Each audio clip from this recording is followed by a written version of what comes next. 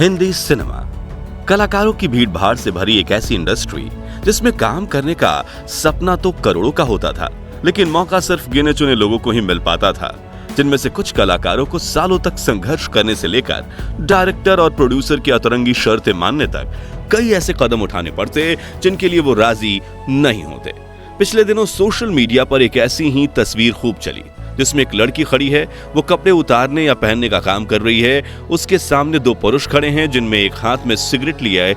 आगे खड़ा ये शख्स उस लड़की को बड़े गौर से देख रहा है और आसपास कुछ पोस्टर्स रखे हुए हैं। लेकिन ये तस्वीर असली है या किसी फिल्म का सीन?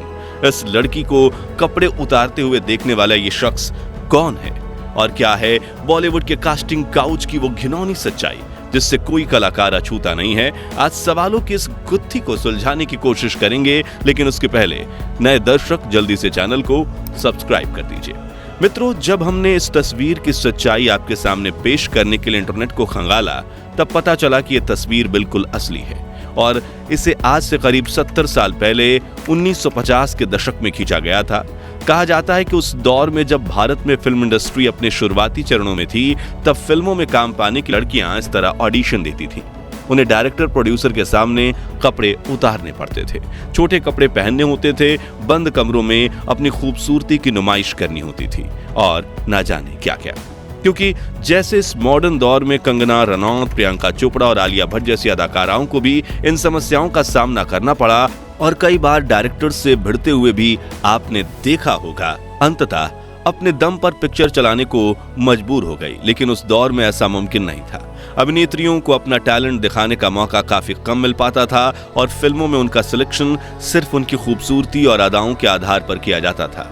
अब ऐसा नहीं है कि उस दौर में किसी भी अभिनेत्री को अपने काम के दम पर नाम कमाने का मौका नहीं मिला, लेकिन अधिकतर डायरेक्टर और प्रोड्यूसर की चॉइस टैलेंटेड से ज्यादा खूबसूरती होती थी। लेकिन इस तस्वीर में हाथ में सिगरेट लिए खड़े ये फिल्म निर्माता कौन है जो बड़े ध्यान से इस लड़की को कपड़े उतारते हुए देख रहे हैं? ये जानने के लिए हमने कई घंटे रिसर्च किया और आखिरकार इस तस्वीर में मौजूद फिल्म डायरेक्टर की पहचान मालूम पड़ गई। दरअसल इन डायरेक्टर साहब का नाम है अब्दुल रशीद कारदार, या यूं कहें AR कारदार, जिन्होंने करदार प्रोडक्शन के नाम से एक प्रोडक्शन हाउस बनाया था। उन्होंने करदार स्टूडियो बनाया और उसे बेहतरीन साजो सामान से लैस किया। कारदार स्टूडियो के बारे में कहा जाता है कि वो देश का पहला ऐसा स्टूडियो था जिसके मेकअप रूम में भी AC लगा हुआ था। इस प्रोडक्शन हाउस से कई बड़ी फिल्में बनी। अदाकाराओं को भी फॉरेन से इंपोर्ट करके महंगा मेकअप दिया जाता था ताकि वो फिल्म में अपनी खूबसूरती की छाप छोड़ सकें। लेकिन उसके पीछे पहले कुछ अभिनेत्रियों को अपनी खूबसूरती का जलवा दिखाना पड़ता था, वो भी डायरेक्टर AR करदार के सामने। और जब निर्माता को लगे कि हाँ, ये अभिनेत्री फिल्म में अपनी खूबसूरती का जलवा बिखेरने में काबिल है, तभी उन्हें काम मिलता था।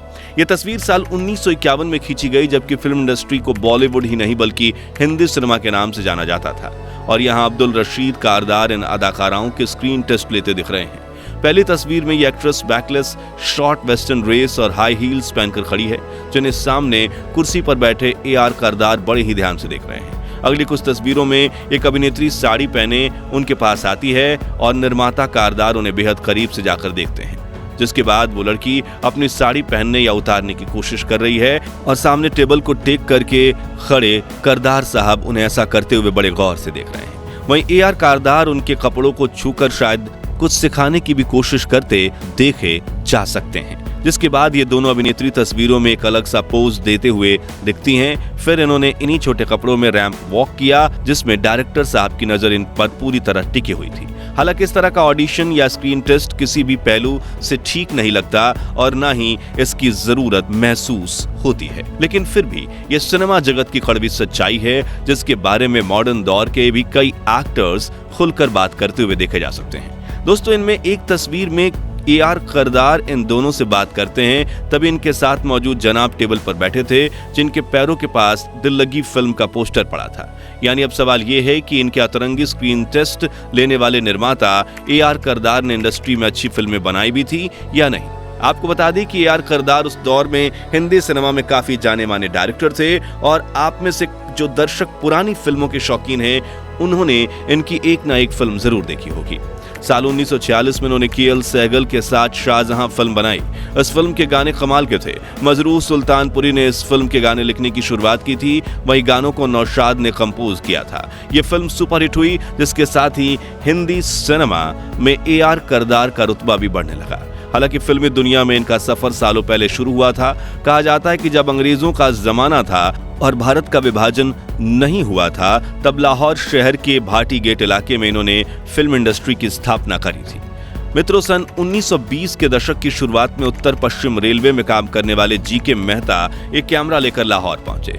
यह कैमरा इंग्लैंड से मंगाया गया था। मेहता ने करदार से फिल्म बनाते वक्त असिस्टेंट करने को कहा। करदार इस फिल्म के असिस्टेंट डायरेक्टर बने और आगे चलकर इन्होंने इसी फिल्म के बतौर एक्टर भी काम किया, और ये थी लाहौर में बनी पहली silent film daughters of today. इसे 1924 में रिलीज किया गया था। इसी के साथ लाहौर हिंदुस्तान के एक फिल्म हब के रूप में स्थापित हो गया। इसके पहले वहां रिलीज होने वाली फिल्म या तो विदेशों में बनती थी या बंबई, कलकत्ता में। उस दौर में एक कंपनी थी सिरको प्रोडक्शन लिमिटेड, जिसे खरीद कर ए.आर. करदार ने अपने प्रोडक्शन हाउस करदार स्टूडियोज की नींव रखी, जो अपने जमाने में सबसे बेहतरीन स्टूडियोज में से एक था। ए.आर. करदार ने सिर्फ महिलाओं को स्टूडियो में बुलाकर कपड़े नहीं उतरवाए, बल्कि हिंदी सिनेमा के एक से एक लोग भी दिए। जैसे कि करदार ने नौशाद को खूब मौके दिए, मजरूह सुल्तानपुरी ने पहली बार करदार की ही फिल्म के लिए गाने लिखे, सुरैया ने भी करदार की फिल्मों से ही शुरुआत की। वहीं महान गायक मोहम्मद रफी साहब का पहला हिट गाना फिल्म दुलारी के जरिए मिला था। गाने का नाम था सुहानी रात ढल चुकी, और वो फिल्म ए.आर. करदार ने ही डायरेक्ट की थी।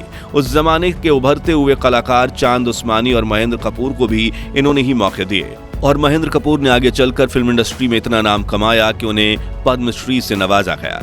दोस्तों, अब्दुल रशीद करदार का जन्म हिंदुस्तान के उसी हिस्से में हुआ था जो आगे चलकर पाकिस्तान बन गया। दिलचस्प बात तो यह है कि इनके भाई थे अब्दुल हाफिज करदार, जो आगे चलकर पाकिस्तान के लोकप्रिय क्रिकेटर बने थे। ऐसे में जब 1947 में भारत का विभाजन हुआ, तब ए.आर. करदार इस असमंजस में थे कि लकीर किस तरफ रहे, या फिर नया मुल्क जो पाकिस्तान होगा वहां चले जाए। अंत में उन्होंने हिंदुस्तान में ही रहने का फैसला किया, और मुंबई में रहते हुए उन्होंने अपनी अगली 2 फिल्में बनाई, दर्द, दिल लगी और दुलारी, जिसके बाद बतौर डायरेक्टर उन्होंने 40 से अधिक फिल्में बनाई, जिनमें सैकड़ों सुपरहिट रहीं। जैसा कि साल 1953 में रिलीज हुई उनकी फिल्म दिल नादान को उस समय की सबसे बेहतरीन रंगीन फिल्मों में से एक माना जाता था। लेकिन उस समय सोशल मीडिया नहीं था, इसलिए ए.आर. करदार का महिलाओं से ऑडिशन लेने के अतरंगी तरीकों की खबर जनता तक नहीं पहुंची। मगर फिर जब सोशल मीडिया आया तो उनकी तस्वीरें वायरल हुई, जो आज भी समय समय पर ए.आर. करदार को इंटरनेट पर चर्चाओं का विषय बनाती हैं। ए.आर. करदार को लेकर कहा जाता है कि इतने मॉडर्न ख्यालों के थे कि जिस जमाने में पर्दा हुआ करता था, उस जमाने में इन्होंने अख्तर सुल्ताना करदार से प्रेम विवाह किया था। लेकिन महिलाओं को स्टूडियो में बुलाकर कपड़े उतरवाते हुए स्क्रीन टेस्ट लेना जितने मॉडल ख्याल नैतिक रूप से आज भी सही नहीं है। इसलिए निर्माता के रूप में करदार के इस पहलू की आज भी खूब आलोचना की जाती है। खैर, विभाजन के बाद ए.आर. करदार मुंबई में ही रहे और साल 1989 में 85 साल की उम्र में इनका इंतकाल हो गया। तो आज के लिए बस इतना ही। बतौर डायरेक्टर ए.आर. करदार के जीवन के इस पहलू और फिल्म इंडस्ट्री के घिनौने सच के बारे में अपनी राय कमेंट्स में बताइए। साथ ही ये भी बताइए कि आखिर क्यों आज भी इंडस्ट्री में फीमेल एक्ट्रेस को मेल एक्टर जैसा दर्जा नहीं मिल पाता। ये वीडियो अच्छी लगी हो तो इसे लाइक और शेयर करके 5100 लाइक्स करवा दीजिए, और ऐसी ही अनकही अनसुनी कहानियां जानते रहने के लिए हमारे चैनल को सब्सक्राइब करके पास वाली घंटी जरूर बजा दीजिए। धन्यवाद।